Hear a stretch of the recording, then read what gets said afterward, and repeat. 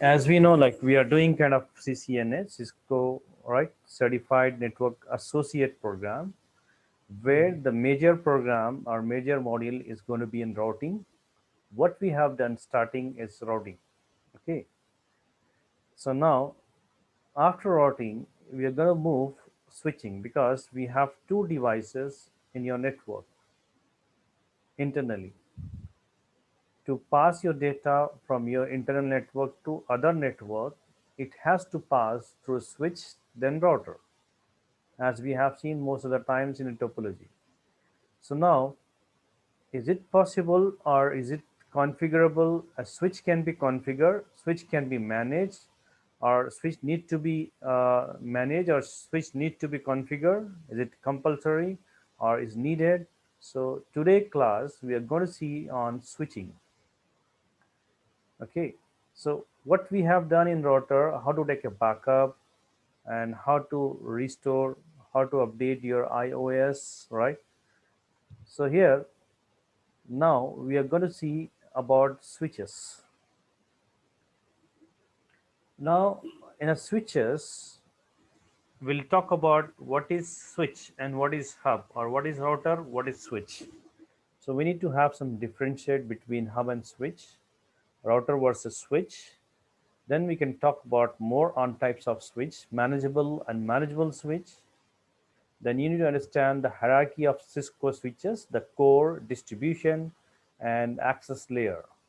So how this kind of collaboration or this kind of like the hierarchy of a switch is organized in your network. Then functions of switch, how the switch works, what method they are going to use by core or distribution or access. They have different functions to do as you're switching. So let's see how they are working in your real-time network. Then we'll go with the switch like flooding, how to prevent a switch flooding by using some protocol called STP or RSTP protocol. Then we'll demonstrate how to go for redundancy in your switches and how to avoid the flooding. So we'll talk on that practically, and this is going to be into that practicals. Then what is your broadcast domain, we can see, and the communication model. That means you need to understand about half duplex and full duplex, the communication mode. Okay, then what are the things we can do, we can configure in your switch, like I said, redundancy in your switch and avoiding the floods and making smooth performance, it's smooth switching into your multiple switches where you have core, distributed, or access, or multiple switches are connected to each other for redundancy. And how, if you want to protect your network by hackers, right? So how you're going to do security on your switch level, VLAN port security, or we can say VLAN configuration, how you're going to divide your big network into small network as a logically or virtually into a single physical device to have the performance of a switch and to protect one department to other department for security reason. We can have a communication barrier with the help of VLAN. VLAN is very important subject, and port security, STP, RTP, RSTP. So we'll have some basic configuration of switch. Okay, so all things is going to be on your switching level. So today we'll have a discussion on, as you are able to see, I hope that you're able to see the index, right? The kind of agenda today, what we are going to learn. I hope you are able to see. Are you able to see my screen?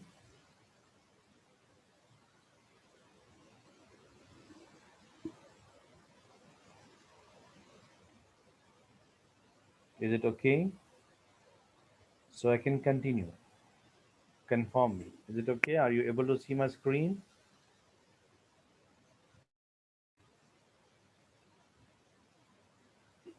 Alaji Kete, Jalo, or Samat Katija Tusane. Yes, Mr. Agba. Okay, only Khadija is seeing, but Kite is not seeing. Jalo is not able to see my screen. I'm still seeing the switching topology. Switching topology. You're not seeing that switching Technology. technology. It's not topology, right? Technology. Maybe she is hungry. Okay, no problem. uh, You have to cook something. Benachin. Benachin. Hmm. Alaji Kite, are you able to hear me, or do you have any problem? Because I'm seeing you join. Yeah. I was having a little bit problem with my mic, but it's okay. Okay, no, no I'm problem. hearing you. Have a chance. Thank you. Okay. Thank you, Alaji. Jello, Jello, it's okay now. Okay, please confirm, Jello. You have to be active on your connection. Now, today, as I said, we are going to talk about switching, the layer 2 device, and the router is layer 2 device, which works on network layer, and this switch is working on data link layer, right? So after physical layer, after your Ethernet or hub or cables, the switch will come. So as we know the OSI layer, 7 layers, so every layer is having different kind of functions or different kind of devices works on that. So apart from that, we're talking about now about switches. So what is hub? Before going to switch, I need to know if you want to connect a multiple network. Example,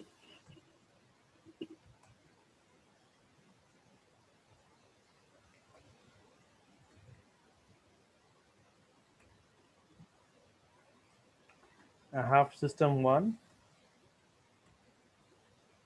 system 2. So if I want to communicate between system A and system B, what are the possibility of connection? How can I connect it? I want to communicate system A and system B. Is it possible to communicate? Yes. Okay. How we can communicate? Can anybody please help me out? A customer having a 2 machines and they're saying that they want to communicate this much to this machine. A small business is there, they have only 2 computers and they want to have some communication between that, right? They want to share some data. How do you want to connect? Through switch. Sorry, Switch. switch. Can I directly to the cable? Can I use Yes. without why to invest on your switch? It's going to be 800 or 1000 or 2000. Plus that challenge. So do you want to go for switching? Switch?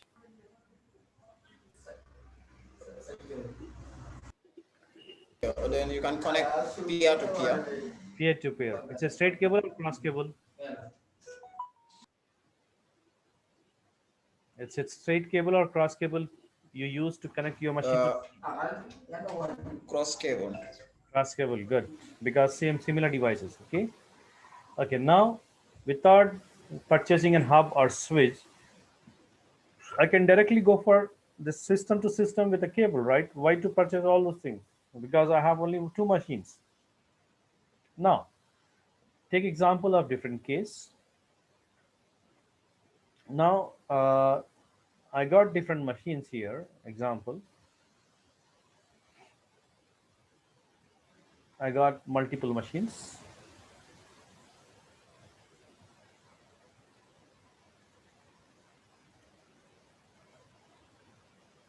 I got 4 machines and 5 machines or 6 machines. I got different machines. What do you want now? Do you want to go for cable or you want to have some device? You need to purchase anything? Yeah, we need some Yeah. device.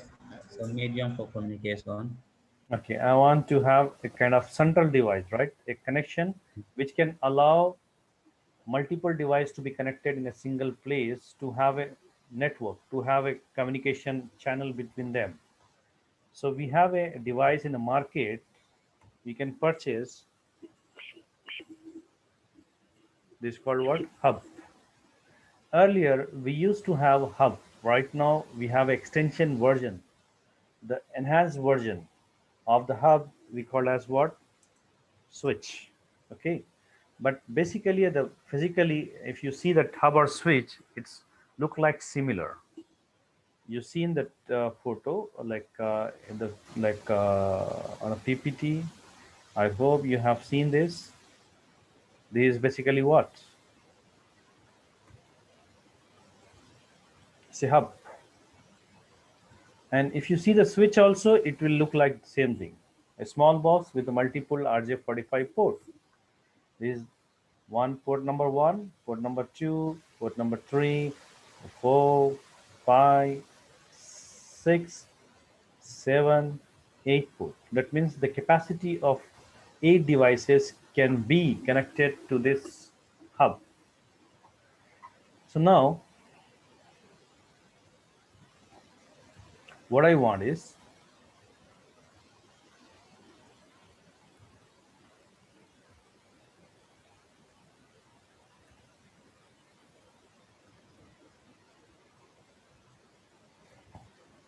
now I want to connect hub first, understand about the hub, because I found that when I reached to the shop and they're saying that hub is going to be $1,000, and if I go for switch, it's going to be a $2,000. So what do you prefer? You have 6 machines.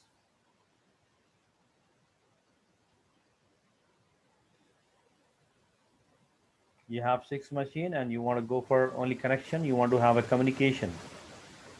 So it's a small business with the 6 employees or something.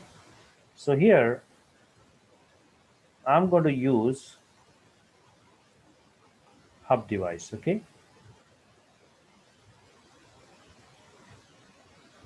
I'm going to connect with all straight cables. I'm going to connect all the machines to the hub device, so it's going to be very cheaper, right?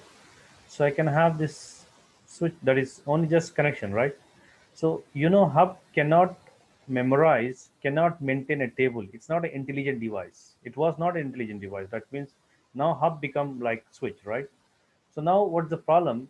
Whenever you forward the data, a system A want to forward the data to system B, or it's going to be forward to this machine, the last machine which is connected to last port. The port 1 is trying to send some data and it reaches to hub. What exactly hub is doing? Hub basically it was doing earlier, but now right now we are not using. But I want to show you something. What is broadcast and what is unicast communication? So now the communication mode. Whenever you want to go with any kind of network communication, there are 3 different. Basically, you got uh, communication mode that is called unicast, multicast, or broadcast. Now device will communicate by using sometime unicast, sometime multicast, sometime broadcast. Now here when you have a network and you have multiple devices, it should be communicated to everyone, right? So now here the hub, whenever you forward the data to the hub, and the data is having what on a sys level, it's not going to maintain that packets, IP source or destination or something. It's a MAC addresses, right? It's a frame which is going to flow into your switches. The frame consists of source IP, source MAC address, and destination MAC address. So now here, when something is sent, the hub does not know. Hub is a dummy. Hub is not intelligent device. It does not have memory. It does not have any kind of internal software or protocol which can maintain the information about all the machine which is connected to hub. So what exactly it's doing, like whenever something is passed, so it will forward blindly to everyone to have communication establishment. So here everyone will get the message.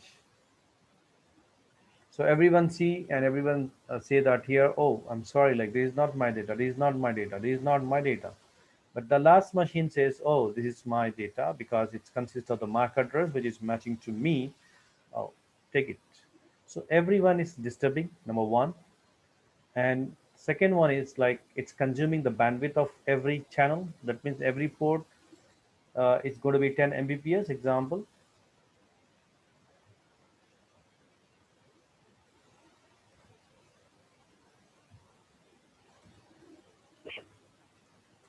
10 by 100 Mbps. So now the speed of the 10 or 100 Mbps, that means it can work on 10 Mbps or 100 Mbps. So the bandwidth is going to be waste because of what? The multiple port copying, right? The data transmission is going to be copied to every port and everyone is getting disturbed, the bandwidth, and as well as it's taking delay, right? And it can create congestion. That means it can create kind of loop or it can create some kind of issue with your communication. If another machine want to send on the same time, you'll find difficulties and you'll find some kind of traffic collisions. So when the data collide, then your hub will not work at all. The machine will lose the connectivity. Then what we have to do earlier, we are going to remove the power supply and we are going to reset it, and again it's going to up, then everyone can communicate. So earlier it was in the format of this kind of things like we need to do. So you understand that hub is basically a broadcast. Okay, so now right now people are using what? Switch. The latest, the version of the hub is called a switch. It's an intelligent device compared to your hub, which works on a LAN, local area network. Hub earlier used to work on layer one, but its switch is basically works on layer two, data link layer, which can understand the frame, which can memorize the frame, which can maintain a table, which can maintain all the machine ports, their source IP, destination MAC address or source MAC address. So it can be easy to do what? Unicasting. So intended machine data can be forwarded to intended destination. So all things possible by a switch. So now you got idea about why we need to purchase hub or switch. Now I'm going to switch to this topic. Now you got idea. So just have idea about the basic of hub. It is a physical layer device. That is layer one, number one. It is a dummy device. It does not have intelligence. It does not have its memory. It does not have its own processor, RAM, or it does not have its operating system, right? So there is no kind of management kind of task. We cannot manage this hub. So hub can be used for 6 or 8 systems, it's enough. But when you have multiple systems, 20, 30, 40, or 100, 200 systems, so how do you connect? It's not good because you'll find a lot of performance issues, slow, and sometimes your network completely off because of freezes, because of collisions. So a lot of collisions because of broadcast and a lot of bandwidth waste and latency issues. So now, number one point you need to remember, it's working on L1. It's a dummy device and it works 0 or 1 bit. That means it cannot understand the MAC address. It's going to be in a physical layer, right? It's not having like frames are not flowing there. It works with broadcasting. The communication basically done in your hub is broadcast. Whenever something is like data received, then it will broadcast to all the ports. Number one, number two, every port will receive that particular data and multiple copies will be forwarded to multiple ports of the hub. So it's not good. The data should be sent to a specific destination, but hub is doing in order to establish communication or in order to send the data to a specific device, so blindly sending to everyone. So as I said, bandwidth shared, broadcasting make kind of collisions, right? And even bandwidth wastage. So here it was like here it has what? A broadcast domain and one collision domain. So what it mean by a broadcast domain and collision domain. Let's see in a diagrammatically what is collision domain, what is broadcast domain. Switch having what? One broadcast domain and one collision domain. So what it means, we can talk on that. Now, CSMA, collisions, right? Now, collisions are identified using access method called CSMA and CD, and CSMA or CA. So this is basically a method in a hub basically to detect and to find out a specific collisions on a hub and to avoid the communication when someone is trying to use that particular link or communication data path. So it can avoid, it can like you can say that it can pass the data communication from others, and it can allow to send a particular channel to use single channel to send the data. Then after forwarding, then it will allow others machine to be communicated or to use that particular channel. So that can be called as what? Access method, CSMA or CD. So we'll talk on that in a diagrammatically. We can see that this is terminology, right? So now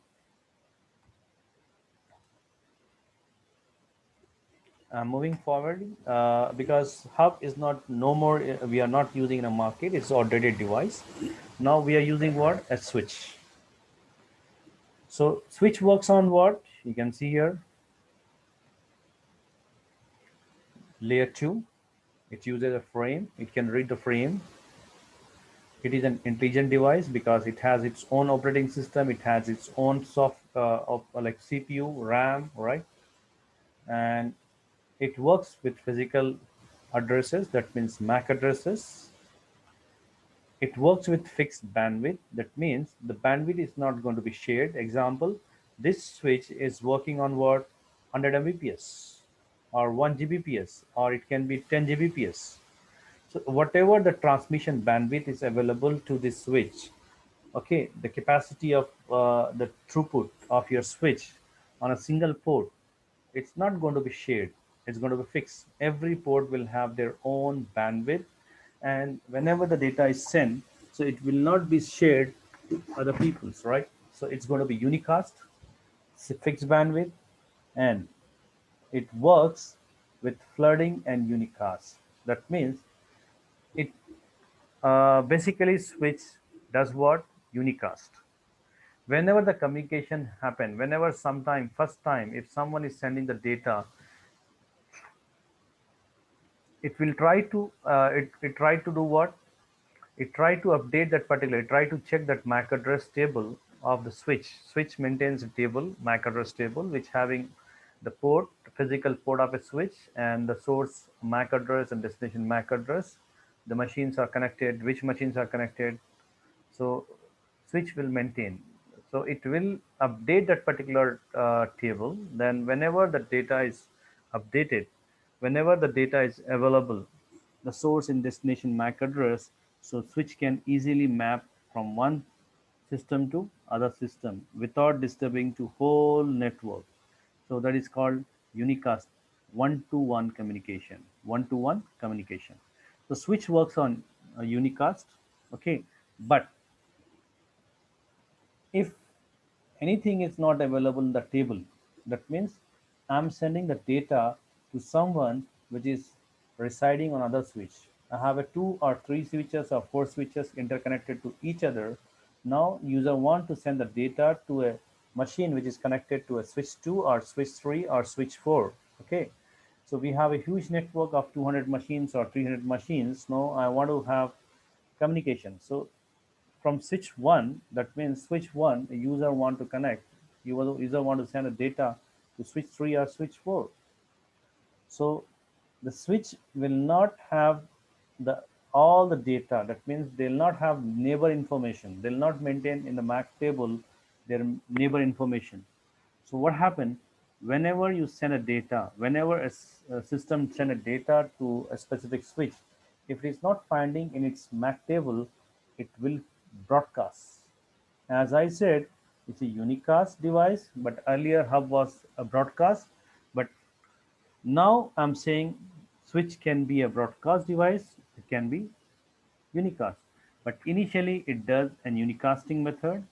It will work on unicast whenever the data, whenever the information is available in the MAC address, whenever the data, the frame, whatever the machine is sending, so if it is containing the information about the connected device to the switches, so it will forward, it will do unicast. If the frame does not contain the MAC address, so what exactly the switch is going to do is going to broadcast to all the switches, the switch 2, switch 3, switch 4, or something. So you need to understand it's a L2 device, it's an intelligent device, it has its own CPU, RAM, memory, and operating system iOS. Okay, and it can use some kind of protocols to do some kind of security or performance.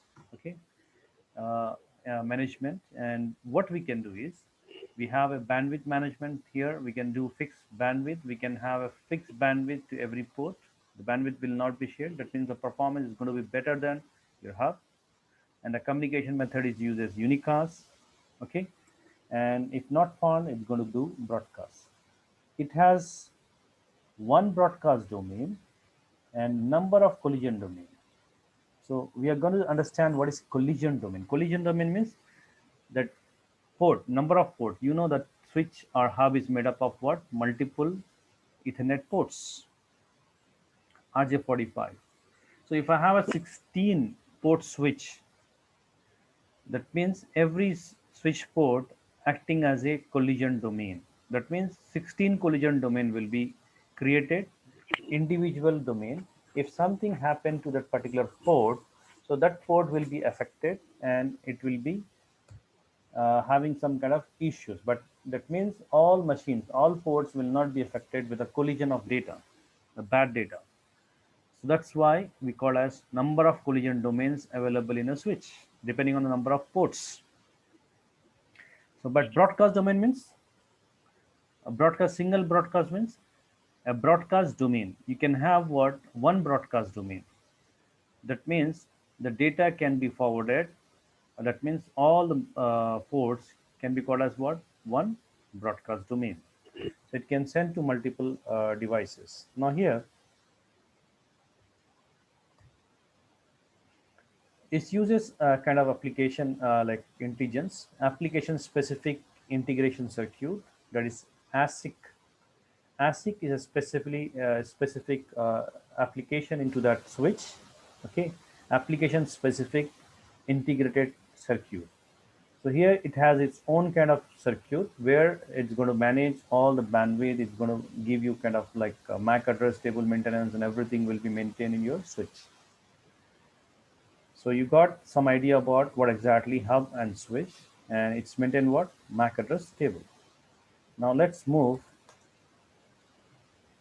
types of switches. Now you'll get these issues when you are not aware with the corporate, you're not aware about the multinational company or big companies where they have hundreds and thousands of switches or the machines are working.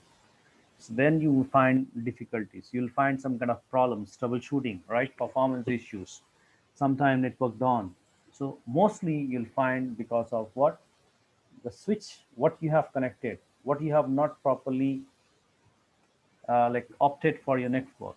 So network designing is very important. What switch and what router, what hub, what cable you need to purchase. It's very important. So now you have two choices. The switch basically comes into manageable or unmanageable.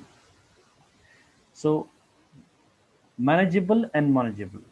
That means the word says simple that switch can be managed. That means I can define, I can connect to the switch and connect, switch can communicate to me and I can communicate to switch. I can send something, I can say that security, I can go, I can maintain, I can say that this port is going to be locked, this port is going to be released, it's on, off. I can manage all the ports. I can put some security who can connect to these ports. Only my users or my company members can connect to that port. Other machine, other devices should not connect.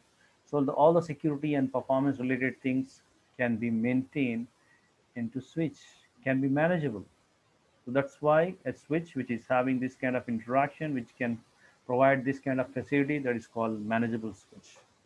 Unmanageable switch is what? The switch which does not have the management capacity. It's working, but it does not have any kind of what management like related kind of work configuration. We cannot do that. So what's the difference between manageable and manageable? How can I identify? Whenever you're purchasing a switch, so you'll find you can see here, this is your ports, right, where you connect your devices, your printers, machines, right, your CCTV cameras, all will be connected to this switch ports. So on the back side, you'll find what, or front side, you'll find some kind of console port. What is that? Console port. So here, in a physically, if you want to find someone brought some switch to you and saying that I want to sell it and you want to purchase it, right? For your organization where you have a huge number of users, and as we know that technology, we need to use manageable switch. We agree that manageable switch is better than unmanageable. But while purchasing in a physical, you'll get again problem. How to define it's a manageable or non-manageable? It will not be written on switch that's a manageable or unmanageable. The company can be D-Link, the company can be Linksys, that company can be Cisco or different kind of vendors. So what you need to understand, you need to check only the console port. There is no console port on a switch, only your Ethernet ports are there, 1 to 24 or something, right? So that means an unmanageable switch. A switch which having a console port, that is manageable port. Physically, you can identify this way, okay? So there are two types of switches, as I said, manageable and unmanageable. Unmanageable switches is suitable for what? What? If you have 20 computers, that's good to have unmanageable switch, and you're not into like heavy load, you're not having a lot of like security risk or something, and you want to just maintain, you want to just have a communication, plug and play. So these switch are just plug and play, no configuration required, no verification can be done, there is no console port. Okay, so here that is called unmanageable switch. Manageable switch, which has its own operating system, which has its own memory, and which can allow us to connect that software to be managed, to have a security, to define some performance, redundancy, all right, to control the switch communication. So all things possible. It can be in a GUI mode or it can be in a CLI. So as you have seen that CLI also, what we have done into your router, same thing we can configure in CLI also, or you can have, most of the switches are now having GUI access, right? So you can directly go for GUI access and you can configure, but you should know the terminology and you need to know the configuration. Once you know, you can be flexible with CLI or GUI. There is no problem. So it's not only a plug and play, it's beyond that. It's manageable. We can verify, modify configuration, can implement and test some advanced switching technology, VLAN, trunking, STP. So these all possible. The port security, which is possible on what? Manageable switch. So we are talking about the subject. We are learning about a subject from vendor Cisco. That's why we are learning mostly on what? Cisco devices. It can be a Juniper, it can be Huawei, it can be a D-Link or something, right? But now we are going with Cisco. But once you have got idea about Cisco, so it's going to be very similar to all the routers, very similar. You can be easily compared. But most of the corporate levels, they're using Cisco device. Cisco is better than others, right? It's competitive. It's like right now that mostly organizations are using a switch from Cisco company.